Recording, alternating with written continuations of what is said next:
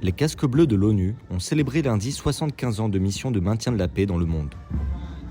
Ici, Beyrouth est allé pour l'occasion à la rencontre de quelques-uns des 10 000 d'entre eux qui œuvrent au sein de la Force intérimaire des Nations Unies au Liban, connue sous son acronyme, la FINUL. Nous sommes reçus au quartier général de la FINUL à Nakoura par un commandant italien, Massimiliano Gimelli, et le responsable de l'information publique, Dani Rafari, un Libanais de la région. Nous passerons la journée avec eux dans une partie de l'ouest de la zone d'opération de la FINUL. Donc ici, c'est le camp de la FINUL. C'est un camp qui existe depuis 1978. On est là depuis 45 ans. La mission a été créée en 1978. Resolution 425 says that UNIFIL has to confirm that Israel withdraws their troops to the international boundaries, which are not set. UNIFIL and the UN set a line that we call the line of withdrawal. So, between Lebanon and Israel, we drew a line based on historical documents. Ces documents dont parle Dani incluent principalement le tracé franco-britannique décidé en 1923 par les deux puissances mandataires, la France et la Grande-Bretagne. Ce tracé est aujourd'hui la fameuse ligne bleue et fait encore l'objet de négociations entre le Liban et Israël, avec la médiation de la FINUL. Après un rapide contrôle par la police militaire tanzanienne, premier arrêt, le quartier général du bataillon ghanéen, à la position de Ganbat. Là, le commandement du bataillon nous reçoit pour constater les apports d'un des multiples Quick Impact Projects, ou projets à effet rapide. Ces projets de la FINUL, réalisés à petite échelle et à faible coût, cherchent à répondre aux besoins exprimés par les communautés locales. Ici, à la position ghanéenne, la population locale se voit prodiguer des soins dentaires gratuits. Un moyen pour la FINUL de proposer en temps de crise des services généralement onéreux et créer un lien positif avec les Sud-Libanais, aux côtés desquels elle opère. Nous rencontrons le lieutenant-commandant Félicia Yeh, dentiste militaire, qui reçoit ces visites.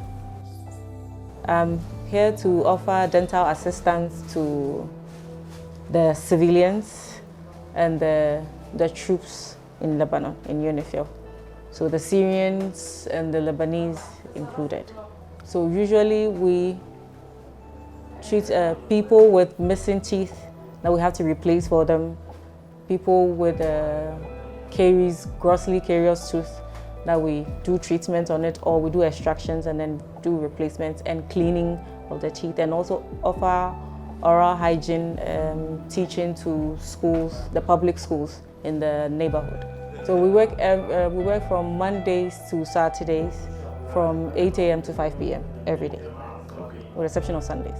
So they are quite appreciative and they are happy with what we are doing, that we are offering health assistance to them, especially in the dental, because dentistry is quite expensive here on the local market. So UNIFIL is providing free dental care to them and they are quite appreciative. So they are really happy with that.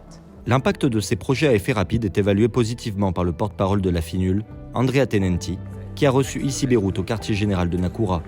And these activities is something that our troops are carrying out on a daily basis. And it's important not only to be accepted by the population, but it's important because we are living in this area, and it's important to support the people that are living in these communities and people that have hosted the mission for 45 years.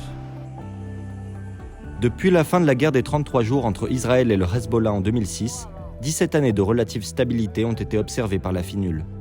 Toutefois, les incidents, parfois mortels, ponctuent la mission. Ce fut le cas en décembre 2022, lorsque le casque bleu irlandais Sean Rooney, 23 ans, a perdu la vie dans des tirs contre un véhicule de la FINUL dans un village du sud du Liban, où le Hezbollah est fortement implanté. Sa mort, qualifiée de crime contre la communauté internationale par le porte-parole de la FINUL Andrea Tenenti, a fait l'objet d'une enquête de la FINUL. Celle-ci a remis ses conclusions à l'armée libanaise et au gouvernement irlandais, réclamant qu'une enquête sérieuse soit effectuée et que justice soit faite. What happened on 15 of December can also be related to the amount of disinformation that is surrounding peacekeeping missions, and in the particular case in UNIFIL. And this is important for people to understand. Freedom of movement has to be guaranteed to all our troops. And we are asking for the people that did this act, this criminal act against our peacekeepers to be brought to justice.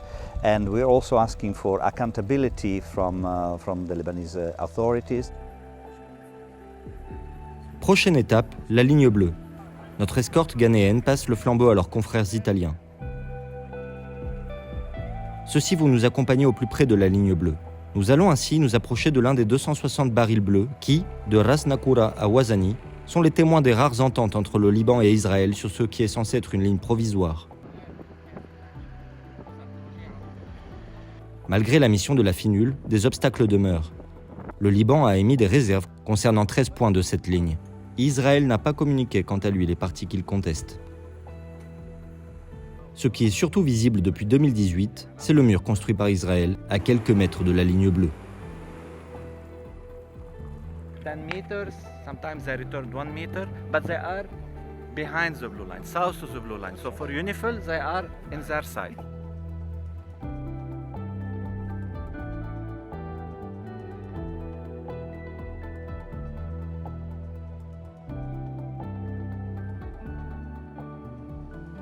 Le convoi poursuit sa route, direction la ligne côtière et le point B1, contentieux portant sur le tracé de la frontière maritime. En route, nous longeons des zones minées où des opérations de déminage sont organisées par différents bataillons de la FINUL, dont le bataillon cambodgien. Mais entre les murs, les panneaux « Danger mine », un conteneur blanc surprend. Nous ne sommes pas en mesure de le filmer, le conteneur étant à proximité d'une tour de contrôle de l'armée libanaise. Ce conteneur appartient à l'ONG environnementale libanaise Green Without Borders. Cette organisation a été accusée à plusieurs reprises par Israël d'être une façade pour le Hezbollah, qui utiliserait ces conteneurs pour dissimuler des armes.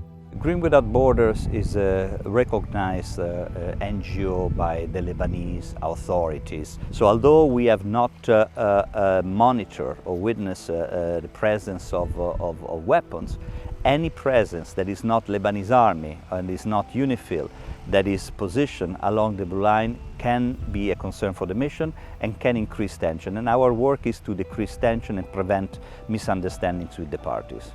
Malgré la rhétorique belliciste entre le Parti de Dieu pro-iranien et Israël, la réalité sur le terrain, sur le plan du maintien de la paix, fait dire à Andrea Tenenti que les deux acteurs ne souhaitent pas un autre conflit ouvert, malgré les tirs de roquettes d'avril dernier. We also have a very important tool like the tripartite meeting. Two countries that are still at war. That we are still monitoring cessation of hostilities. We haven't moved to a permanent ceasefire. They're meeting in the same room on a regular basis. So as I said, rhetoric is one thing, reality is something else, and even from the last example, we don't see an appetite for a conflict. La journée se termine justement par un événement particulièrement festif, un tournoi de football féminin organisé par les troupes de la FINUL avec le club de foot féminin Supergirls.